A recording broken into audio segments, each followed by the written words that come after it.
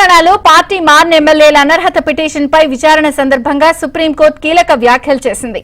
గతంలో ఫిరాయింపుల వ్యవహారాల్లో 5 రాజ్యాంగ ధర్మాసనాలు తగిన సమయం అని స్పష్టంగా చెప్పలేదని, అలాంటప్పుడు తాము వాటిని కాదని ఎలా వెళ్లగలమని సుప్రీం ప్రశ్నించింది.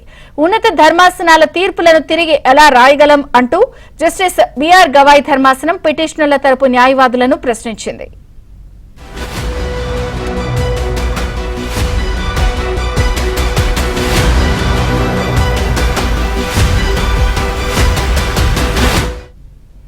తెలంగాణ ఎమ్మెల్యేల అనర్హత పిటిషన్ పై సుప్రీంకోర్టులో విచారణ జరిగింది. ఈ సందర్భంగా సుప్రీం కొన్ని కీలక వ్యాఖ్యలు కూడా చేసింది. పూర్తి సమాచారం ఢిల్లీ బ్యూరో చీఫ్ కృష్ణ అడిగి తెలుసుకుందాం. కృష్ణ,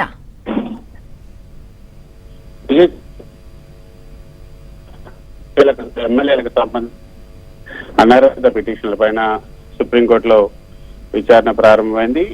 అయితే జస్టిస్ బిఆర్ గవాయ్ ధర్మాసనం ఈ సందర్భంగా కొన్ని కీలక వ్యాఖ్యలను కూడా చేసింది.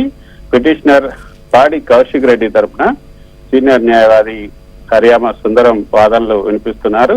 అయితే 3 ఎమ్మెల్యేల పైన వేరువేరుగా ఫిర్యాదు చేసినా కూడా స్పీకర్ స్పందించలేదు, నోటీస్ కూడా ఇవ్వలేదు. ఒక ఎమ్మెల్యే కాంగ్రెస్ తరఫున లోక్సభ ఎన్నికల్లో కూడా పోటీ చేసి ఓడిపోయారంటూ దానం నాగేందర్ గురించి హరియామ సుందరం ఈ సందర్భంగా ధర్మాసనం దృష్టి తీసుకొచ్చారు. ఆ తర్వాత కూడా బీఆర్ఎస్ లోనే ఉన్నామని చెప్తూ ఉన్నారు దానం నాగేంద్ర గాని, మిగతా ఎమ్మెల్యేలు గాని. వీళ్ళందరూ కూడా ఫిర్యాదుల పైన అసలు ఏం చేస్తారో 4 వారాల్లో షెడ్యూల్ చేయమని మాత్రమే హైకోర్టు గతంలో ఆదేశాలు ఇచ్చింది. అయినప్పటికీ కూడా స్పీకర్ పార్టీ మారిన వారికి నోటీసులు ఇవ్వలేదు. సుప్రీంకోర్టులో పిటిషన్ దాఖలు చేసి విచారణ సందర్భంగా ధర్మాసనం కొన్ని వ్యాఖ్యలు చేసిన తర్వాత నేను నోటీసులు ఇచ్చారు అంటూ కౌశిక్ రెడ్డి తరఫు న్యాయవాది సుందరం కోర్టు దృష్టికి తీసుకొచ్చారు. ఈ ఏడాది ఫిబ్రవరి 13న 3 వారాల్లో రిప్లై ఇవ్వాలని స్పీకర్ ఇచ్చారు. ఇప్పటికే 3 వారాలైంది. ఆ 3 వారాలు నోటీసులు కూడా అసలు ఎటు వెళ్ళాయో కూడా తెలియదు. దాదాపు ఫిర్యాదు చేసి ఏడాది కూడా పూర్తయింది. ఇప్పటికీ స్పీకర్ షెడ్యూల్ కూడా రిలీజ్ చేయలేదంటూ ఆయన చెప్పుకొచ్చారు. అయితే ఈ సందర్భంగా పార్టీ ఫిరాయింపులకు వార్షికోత్సవం పూర్తయిందన్నమాట అంటూ జస్టిస్ గవాయ్ నవ్వుతూ ఈ సందర్భంగా చెప్పడం జరిగింది. స్పీకర్ ఏదైతే క్వాషి జ్యుడిషియల్ అధికారాలతో ఉన్నారు, రాజ్యాంగ పరిరక్షణ కట్టుబడి ఉండాలి, రాజ్యాంగం కల్పించేటటువంటి హక్కులు అధికారాలను కూడా పరిరక్షించాల్సినటువంటి బాధ్యత స్పీకర్ పై కూడా ఉంది అంటూ హరియామ సుందరం పాడి కౌశిక్ రెడ్డి తరఫు న్యాయవాది ధర్మాసనానికి వినిపిస్తున్నారు. ఇంకా ఆయన వాదనలే కొనసాగుతూ ఉన్నాయి, పిటిషనర్ తరఫు వాదనలే. ఒకవేళ ఏదైతే అది జరగటం లేదు, రాజ్యాంగం కల్పించినటువంటి హక్కులు అధికారాలని స్పీకర్ పరిరక్షించడం లేదు అన్న అభిప్రాయం కలిగితే హైకోర్టు సుప్రీంకోర్టును ఆశ్రయించడానికి అదే రాజ్యాంగం అవకాశం కల్పించింది. అలాంటి సందర్భంలో రాజ్యాంగ పరిరక్షకులుగా కోర్టులు జోక్యం చేసుకోవాలి అంటూ హరియామ సుందరం కోరుతూ ఉన్నారు. స్పీకర్ క్వాషి జ్యుడిషియల్ అధికారాలతో ఒక ట్రిబ్యునల్ గా స్పీకర్ వ్యవహరించాలి. స్పీకర్ అధికారాల్లోకి వెళ్లాలని కానీ ఆయన విధుల్లో జోక్యం చేసుకోవాలని కూడా మేము కోరటం లేదు, కానీ రాజ్యాంగ విధులు నిర్వర్తించాలని మాత్రమే తాము కోరుతున్నామంటూ ఇప్పుడు న్యాయవాది సుందరం చెప్తూ ఉన్నారు.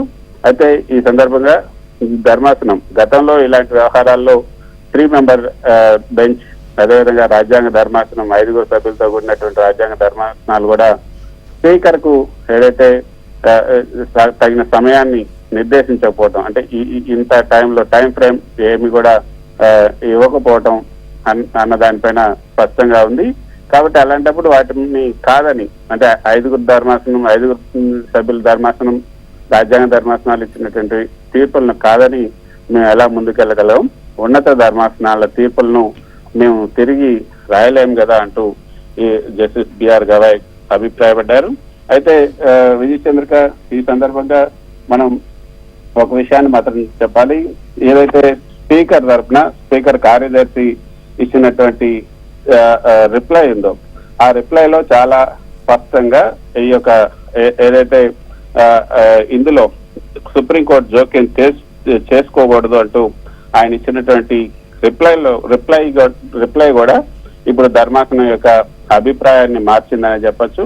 ఆ రిప్లైలో చాలా స్పష్టంగా సుప్రీంకోర్టు కానీ హైకోర్టు కానీ స్పీకర్ కి ఎటువంటి టైం ఫ్రేమ్ నిర్దేశించకూడదంటూ గతంలో ఇదే సుప్రీంకోర్టు ఇచ్చినటువంటి ధర్మాసనం తీర్పులను కూడా వారు ఉల్లంఘించారు. సో స్పీకర్ రిప్లై తర్వాత కొంచెం ధర్మాసనం యొక్క అభిప్రాయం కూడా మారినట్టుగా తెలుస్తుంది. గతంలో మనం చూసాం రీజనబుల్ టైం అంటే ఏంటి, ఎండ్ ఆఫ్ ద టర్మ్ అంటూ వ్యాఖ్యానించినటువంటి ఇదే ధర్మాసనం గతంలో ఇచ్చినటువంటి ధర్మాసనాల తీర్పులను మనం తిరిగి రాయలేం కదా అంటూ జస్టిస్ బిఆర్ గవాయ్ వ్యాఖ్యానించడం అనేది కొంత ప్రాధాన్యతను సంతరించుకుందని చెప్పొచ్చు. ఇంకా హరియామ సుందరం వాదనలే కొనసాగుతున్నాయి. ఆ తర్వాత మరి స్పీకర్ తరఫున, అదేవిధంగా ప్రభుత్వం తరఫున, ఇతర రెస్పాండెంట్స్ ఎమ్మెల్యేల తరఫున కూడా వాదనలు వినాల్సి ఉంటుంది. ఈ రోజంతా కూడా ఈ వాదనలు జరిగే అవకాశం ఉంది. Thank you Krishna.